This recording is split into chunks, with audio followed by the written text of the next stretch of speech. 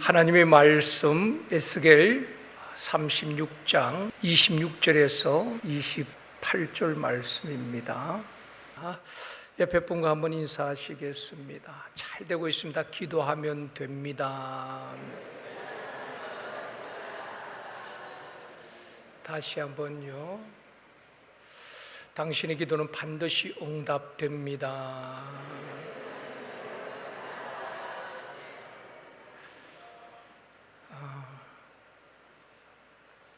우리 중동부는 끝까지 그 자리를 지키는데 감사합니다. 여러분, 기도도 습관이거든요. 금요 성령 집회에 가치를 두고 여러분의 기도가 하찮은 것 같지만 결코 그렇지 않습니다. 여러분이 우리 금요 성령 집회 나오는 것도 우리가 체질화가 되어지고 습관화가 되어질 수 있도록 여러분 자리를 잘 지키시고, 이 밤에도 우리가 힘써 기도할 때에 하나님께서 들으시고 하나님의 때에 응답하여 주실 줄 믿습니다. 한국교회의 복음 4인방으로 불리워졌죠. 복음 4인방. 어떻게 보면 우리 한국교회를 이끌어 오셨던 목사님들입니다. 사랑의 교회 옥하는 목사님, 또 온누리교회 하용조 목사님, 남서울 은혜교회 홍정길 목사님, 지구촌 교회 이동훈 목사님, 지금 다 은퇴하셨지만은 이 네 분을 복음의 4인방으로 불렀습니다. 옥하는 목사님과 또 하용조 목사님은 돌아가셨지만은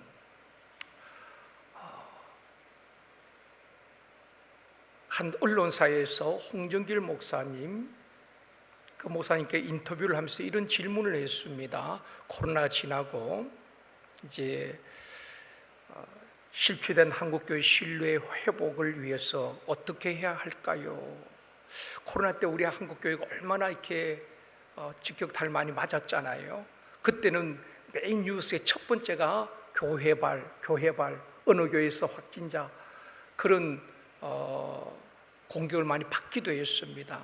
또 신뢰가 그만큼 또 추락하기도 하고요. 그래서 코로나 이후에 실추된 한국교회를 다시 신뢰를 회복할 수 있는 방법이 무엇이겠습니까? 그런 질문을 했어요.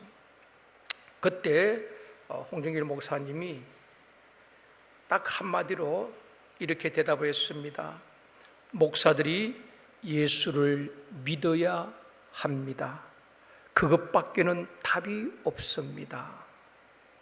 목사가 예수를 잘 믿어야 된다, 그렇게 말한 것이 아니라 목사가 예수를 믿어야 합니다. 어떻게 보면은 그 말 속에는 믿지 않는다는 말일 수도 있잖아요. 80 넘은 원로 목사님께서 다소 충격적인 말씀을 하셨어요. 저도 그때 그 기사를 쭉 보았는데요. 여러분, 목사님들 가운데 예수를 믿지 않는 목사가 있겠습니까? 오늘 이 밤에 이 자리에 나오신 우리 장로님, 권사님, 집사님, 우리 청년들 가운데 예수 믿지 않는 분들이 오늘 이 자리에 나왔겠습니까? 그런 분이 없다고 생각합니다. 그런데 목사가 예수를 믿어야 합니다. 한국교회 성도들이 예수를 믿어야 합니다. 그래야 한국교회가 신뢰를 회복할 수 있습니다. 이 말의 의미가 무엇일까요? 예수를 안 믿는다 말보다는 우리가 말로는 주여 주여 하지만 예수 믿는다고 하는데 삶을 보면은 믿지 않는 사람과 별 차이가 없다는 것입니다. 아마 그 노 목사님의 말씀 속에는 우리가 진짜 예수를 믿는다면은 예수님의 말씀에 순종하는 삶을 살고 삶으로 증명해 보여야 되지 않겠는가? 그럴 때 직장이 변화되어지고 이 사회가, 한국교회가 무너진 신뢰를 다시 회복할 수 있지 않겠는가? 그런 의미였다고 생각이 되어집니다. 목사뿐 아니라 우리 모든 성도라면은 다 그런 마음이 있을 것입니다. 예수님을 잘 믿고 싶다. 또 나도 영적으로 성장하고 싶다는 영적 갈망이 다 있습니다. 다 있어요. 그런데 왜 영적 성장이 안 될까요? 말씀을 들어도 순종이 안 되고 변화가 왜 안 될까요? 교회에서 열심히 봉사하는데 기쁨이 없고 열매가 없을까? 오늘 말씀 속에서 답을 얻는다면은 마음이 굳어 있어서 그런 것입니다. 마음이 굳어 있기 때문에 순종이 안 되는 것입니다. 마음이 굳어 있기 때문에 말씀을 들어도 열매를 맺지 못하는 것입니다. 사도행전 19장 9절에서 말씀합니다. 같이 읽겠습니다. 어떤 사람은 마음이 굳어 순종하지 않고 무리 앞에서 이 도를 비방하기를. 바울이 그렇게 복음을 전했는데 그들이 마음이 굳어서 말씀을 받지 못하고 순종하지 못하고 오히려 비방한다는 것입니다. 그래서 바울이 두란노로 장소를 옮겨서 거기서 또 복음을 전하잖아요. 농부가 봄이 되면은 씨를 뿌리기 전에 그냥 막 씨를 뿌리지 않습니다. 저는 농사를 이렇게 지어봤기 때문에 압니다. 그 겨우내 얼어붙었던 땅을 다 갈아엎습니다. 그리고 돌을 골라내고 그 딱딱한 흙을 다 붓습니다. 그리고 부드럽게 옥토를 만든 다음에 거기에 씨를 뿌리거든요. 아무리 농부가 바쁘던 어리석은 사람이다 할지라도 그냥 씨를 뿌리는 농부는 없습니다. 땅을 갈아엎고 돌을 다 걷어내고 흙을 부수고 아주 부드러운 그 땅에 씨를 뿌릴 때에 열매가 나고 과실을 맺게 되는 것입니다. 에스겔 36장은 이스라엘 회복에 대한 말씀입니다. 그들의 마음이 굳어 있다는 것입니다. 그래서 선지자를 통해서 그렇게 말씀을 해도 돌아오라고 그렇게 외쳐도 듣지 않는 것입니다. 순종하지 않는 것입니다. 왜 그런가? 그들의 마음이 굳어 있기 때문에 그런 것입니다. 그래서 오늘 말씀하고 있습니다. 내가 새 성령을 보내주겠는데 성령이 너희들의 그 굳은 마음을 제거하고 부드러운 마음을 주실 것이다. 그리고 너희들이 내 백성이 되게 할 것이다. 하나님은 그 백성을 절대로 포기하지 않습니다. 끝까지 회개시키고 돌아오게 하시고 반드시 하나님 끝까지 그 백성을 책임져 주시는 줄 믿습니다. 굳은 마음이 어떤 마음일까요? 에스겔 11장 19절에서 또 이렇게 말씀합니다. 같이 읽겠습니다. 내가 그들에게 한 마음을 주고 그 속에 새 영을 주며 그 몸에서 돌 같은 마음을 제거하고 살처럼 부드러운 마음을 주어. 돌같이 딱딱하고 굳은 마음을 제거하고 살처럼 부드러운 마음을 주겠다. 여러분, 우리의 마음은 어떻습니까? 돌같이 굳은 마음은 자꾸 부딪히는 것입니다. 가족 간에도 부딪히고 교회 안에서도 성도들 간에도 내 마음에 들지 않는다고 막 소리를 높이고 다투기도 하고 직장에도 마찬가지입니다. 왜 그렇게 그래서 오늘 말씀하고 있습니다. 내가 새 성령을 보내주겠는데 부드러운 마음을 주실 것이다. 그리고 너희들이 내 백성이 되게 할 것이다. 하나님은 줄 것이다. 돌같이 굳은 마음 때문에 말씀을 들어도 은혜를 받지 못하는 것입니다. 말씀을 들어도 순종이 안 되는 것입니다. 그리고 결국 열매가 없고 영적 성장이 안 되는 것입니다. 여러분, 이런 말이 있잖아요. 어떤 분야든 그 분야에 10년간 집중하면은 달인이 된다고 합니다. 그래서 여러분 생활 달인을 보면은 어떤 직종이든 한 10년간 이렇게 하다 보면 완전히 달인이 되는 것입니다. 그리고 20년간 집중해서 그 일을 하면은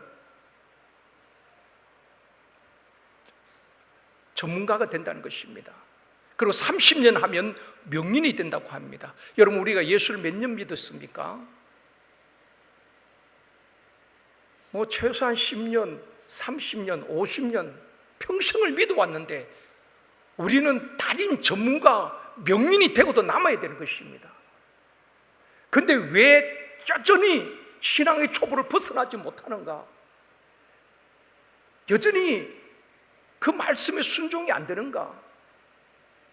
그렇게 수없이 들었던 말씀 왜 생활 속에 적용이 되지 않는가? 나도 변화되지 않고 다른 사람도 변화되지 않는 이런 모습 아니겠습니까? 마음이 굳어 있었던 것입니다. 돌밭 길가에 가시떨기는 아무리 씨를 뿌려도 제대로 자라지 못하는 것입니다. 모든 생명에는 귀한 것이 다 있잖아요. 코끼리에게 귀한 것은 상함입니다. 그리고 곰에게 귀한 것은 웅담이잖아요. 어떤 짐승은 털이 귀하고 어떤 짐승은 가죽이 귀합니다. 그러면 사람에게 귀한 것은 무엇이겠습니까? 마음이라고 말합니다. 왜냐하면 성령이 오신 것이 마음이거든요. 마귀가 틈타 들어오는 것이 마음입니다.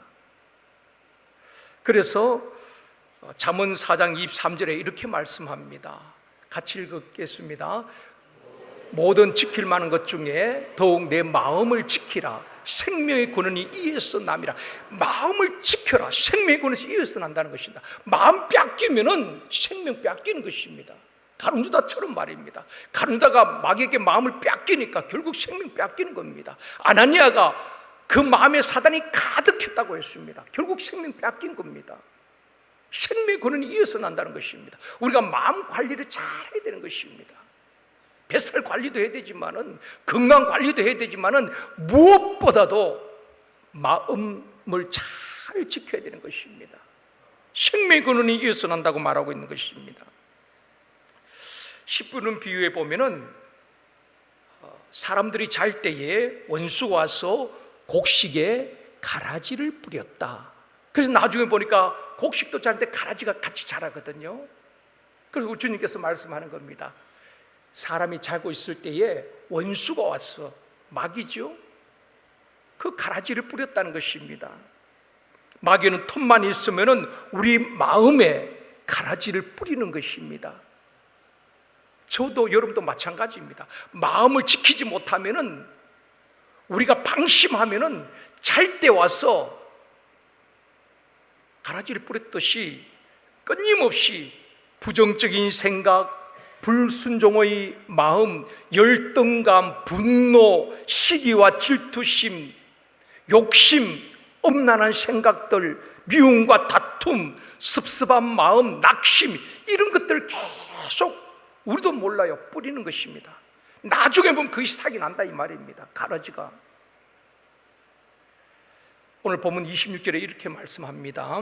내 영을 너희 속에 두고, 성령을 우리 속에 두고, 27절도 똑같은 말씀합니다. 27절, 또 내 영을 너희 속에 두어. 그러니까 성령을 부어주시겠다는 것입니다. 우리의 심령이 이 굳은 마음, 돌같은 마음, 딱딱한 마음을 깨뜨릴 수 있는 것은 성령님밖에 없다는 것입니다. 그래서 성령을 너에게 부어주겠다. 내 영을 너희 속에 주겠다. 성령이 임하면은 굳은 마음이 제거되어지고, 성령이 임하면은 돌같이 딱딱한 마음이 부서지게 되고, 성령이 임하면은 우리의 마음이 부드러운 마음으로 옥토와 같은 마음, 즉 주님의 마음, 온유와 겸손한 마음으로 바뀌어지게 될 줄 믿습니다. 우리에겐 죄성이 있잖아요. 그래서 우리 의지로 이 굳은 마음을 제거할 수가 없다는 것입니다. 잠깐 부드러워진 것 같아도 또다시 완악한 마음으로 돌아가는 것입니다. 바로처럼 말입니다. 하나님이 그 이적을 보고도 그 굳은 마음, 완악한 마음이 바뀌어지지 않는 것입니다. 그래서 성령을 너에게 주리니 너의 굳은 마음을 제거하고 부드러운 마음을 주겠다. 그래서 내 백성으로 28절 그렇게 말씀하죠. 내가 너희 조상들에게 준 땅에서 너희가 거주하면서 내 백성이 되고 나는 너희의 하나님이 되리라. 너희의 굳은 마음 때문에 순종하지 않는 너희들을 내가 성령으로 너희 굳은 마음을 제가 부드러운 마음을 주고 이제 내 백성으로 내 말씀에 순종하는 백성으로 회복시켜 주겠다. 그 말씀을 지금 하고 있는 것입니다.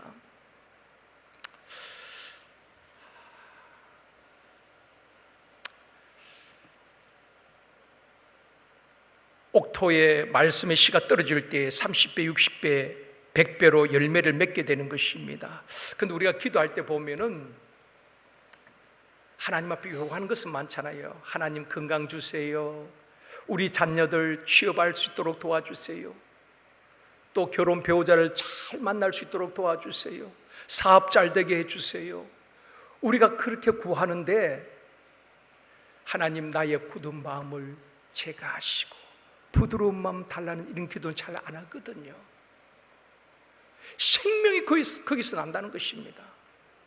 우리 마음이 돌 같은데 그게 어떻게 말씀을 아무리 들어도 그 말씀이 열매를 맺지 못한다는 것입니다. 그래서 저와 여러분이 기도할 때 그 기도도 좀 했으면 좋겠습니다. 하나님, 나의 굳은 마음, 돌 같은 마음, 완악한 마음, 이 마음 때문에 자꾸 부딪히기도 하고 무너지기도 하는데 이 굳은 마음을 제거하여 주시옵시고 주님의 마음, 부드러운 마음, 온유와 겸손의 마음을 주옵소서. 이것이 저와 여러분의 기도가 되어지기를 원합니다. 그렇게 오랫동안 신앙생활을 해도 여전히 굳어있는 마음, 열등감, 분노, 우울한 감정, 슬픈 감정, 굳은 감정을 어떻게 치료할 수 있는가? 어떻게 치료할 수 있는가? 결론은 성령님께서 나를 만지셔야 되는 것입니다. 성령외과 의사인 맥스웰 몰처라는 분이 쓴 책이 있습니다. 성공의 법칙이란 맥스웰 몰처, 이분은 성령외과 의사였습니다. 성령외과 의사였는데 이분이 그 성공의 법칙이라는 책에 보면 이런 내용이 있습니다. 그분이 많은 환자를 이렇게 만나고 했는데 한 특별한 환자를 만났던 것입니다. 그 책에서 이런 그분에 대한 내용을 적고 있는데요. 한 여성이 이 몰처 그 성령외과 의사인 몰처 박사를 찾아온 것입니다. 그러면서 자기 사연을 이야기하는 것입니다. 집에 불이 나서 남편이 남편의 부모죠, 그죠? 그러니까 시부모님들을 그 불 속에서 구하기 위해서 남편이 불 속으로 뛰어 들어간 것입니다. 그래서 남편이 큰 화상을 입게 됩니다. 그 남편 노력에도 불구하고 부모는 돌아가시게 됩니다. 그러자 이 남편은 그야말로 완전히 좌절감에 빠지게 된 것입니다. 그리고 죄책감과 우울증에 빠지게 된 것입니다. 자기가 부모님을 구하지 못했다는 그 자책감, 또 그 얼굴은 완전히 화상으로 흉측하게 된 것입니다. 그때부터 이분은 뭐 직장도 다닐 수도 없고 모든 것이 시간이 멈춰버린 것입니다. 사람도 만나지 아니하고 만날 수 자신감도 없고 그래서 늘 자기 방에 갇혀 있는 것입니다. 아내가 아무리 설득을 해도 남편은 그 굳은 마음을 열지 않는 것입니다. 마음이 완전히 닫혀 있는 정도가 아니고 완전히 열쇠까지 잠궈 놓은 것입니다. 밥 먹는 것 외에는 대화도 하지 아니하고 그 골방에서 갇혀 있는 것입니다.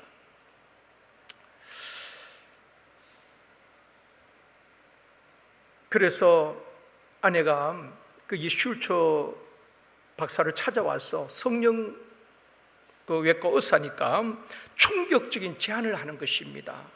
선생님, 저도 남편과 같이 제 얼굴을 흉측하게 만들어 주십시오.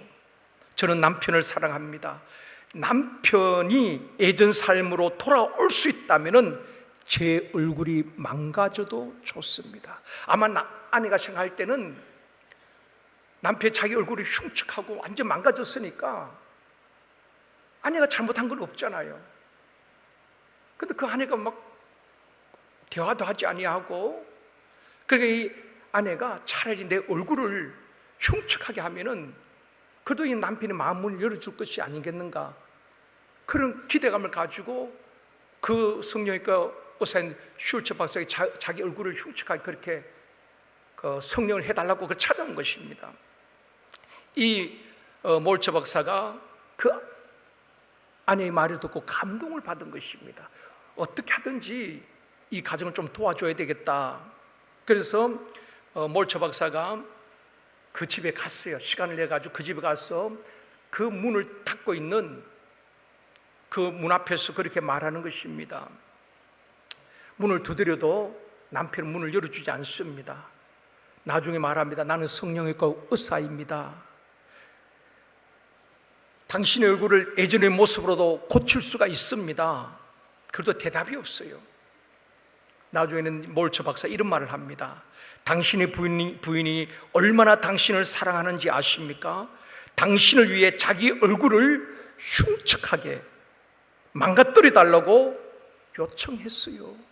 그 사실 그대로 이야기하는 것입니다. 한참 뒤에 방문이 열려지면서 그 남편이 두 눈에 눈물을 쭉 흘리면서 방문을 열고 나오는 것입니다. 남편의 그 굳은 마음, 돌같이 딱딱한 마음, 다친 마음을 열었던 것은 바로 아내의 사랑이었다는 것입니다. 그 아내가 그 고운 얼굴을 망가뜨려 가면서 남편과 같이 남편이 위로가 된다면은 내 얼굴을 망가뜨려 달라는 것입니다. 그 아내의 사랑에 이 남편이 녹아진 것입니다. 여러분, 이게 하나님의 사랑 아닐까요? 저는 그 내용을 보면서 바로 주님의 사랑이 그와 같다 생각되어집니다.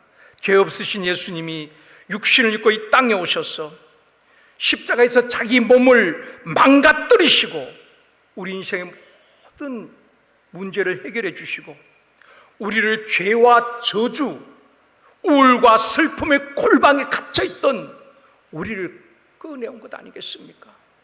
그리고 내 사랑하는 아들이라고, 내 사랑하는 딸이라고, 너는 내 백성이라고, 그게 하나님의 사랑인 것입니다.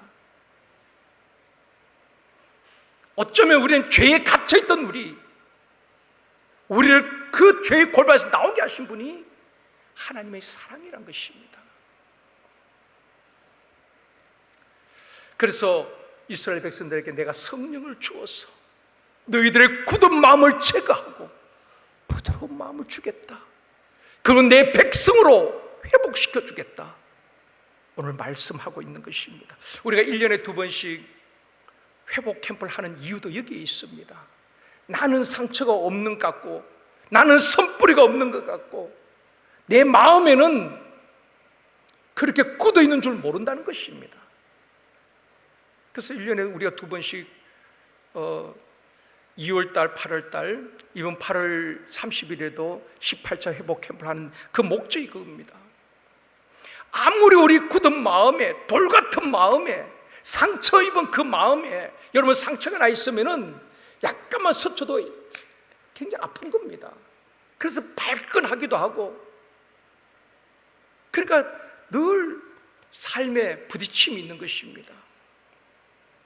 그래서 우리가 성령 하루 종일 성령에 집중하는 가운데 성령께서 나를 만지시고 치유하시고, 죄의 골방에 있는 우리, 사람과 만난 것도 싫고 갇혀있는 우리를 그래 끄집어내는 것입니다.